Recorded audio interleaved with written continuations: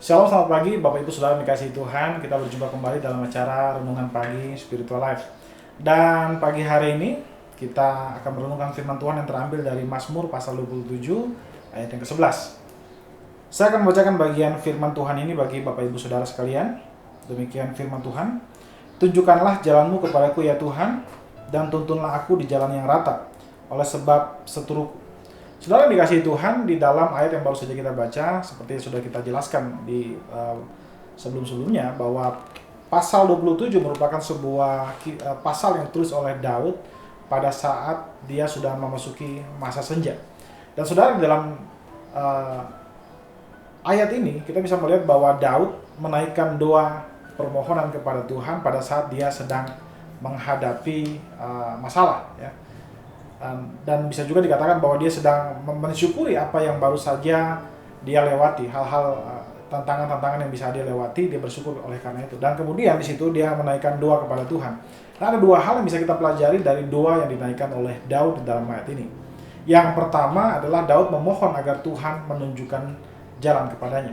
Daud berkata di dalam ayat ini dikatakan bahwa tunjukkanlah jalanmu kepadaku ya Tuhan. Daud adalah orang yang suka mengandalkan pengalaman-pengalamannya. Kalau saudara bisa melihat di dalam Alkitab, pada saat dia bertemu dengan Saul untuk meminta agar dia bisa berperang dengan Goliat, dia berkata bahwa saya sudah berpengalaman mengembalakan kambing domba ayah saya, dan kemudian saya seringkali bertemu dengan singa dan hewan-hewan buas, dan saya seringkali membunuh mereka ketika mereka berusaha untuk menerkam ternak saya. Dan kalau kita melihat dari situ, Daud yang pada masa mudanya memiliki pengalaman yang sangat sedikit, dia sangat mengandalkan pengalamannya.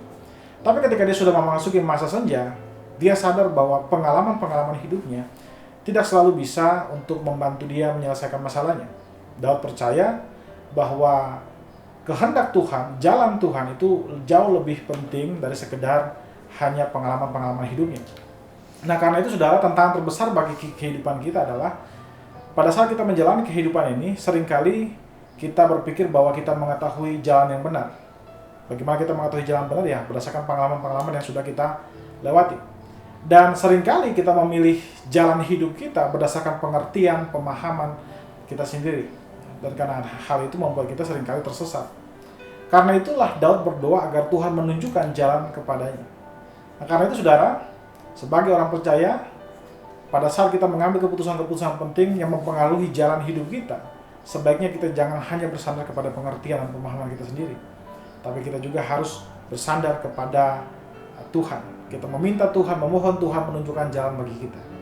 Karena biasanya ketika kita mengandalkan pengertian dan pemahaman kita sendiri, biasanya kita mulai tersesat. Karena itulah Daud dan juga kita seharusnya berdoa agar Tuhan menunjukkan jalannya kepada kita. Hal kedua yang dilakukan oleh Daud adalah dia memohon agar Tuhan menuntun langkahnya. Jika bagian pertama, Daud meminta untuk Tuhan menerangi jalannya, menunjukkan jalan yang benar. Tapi bukan hanya itu. Daud juga meminta Tuhan menyertai dia ketika dia menjalani jalan itu. Saudara dikasihi oleh Tuhan, di dalam kehidupan kita sebagai orang percaya, kita seringkali diperhadapkan dengan banyak pilihan, ya. Dan kita memilih jalan-jalan yang memang kadang-kadang dari luar itu terkesan mudah, terkesan gampang, tapi pada dasarnya jalan-jalan itu pada dasarnya akan mengantar kita kepada sesuatu yang menyesatkan.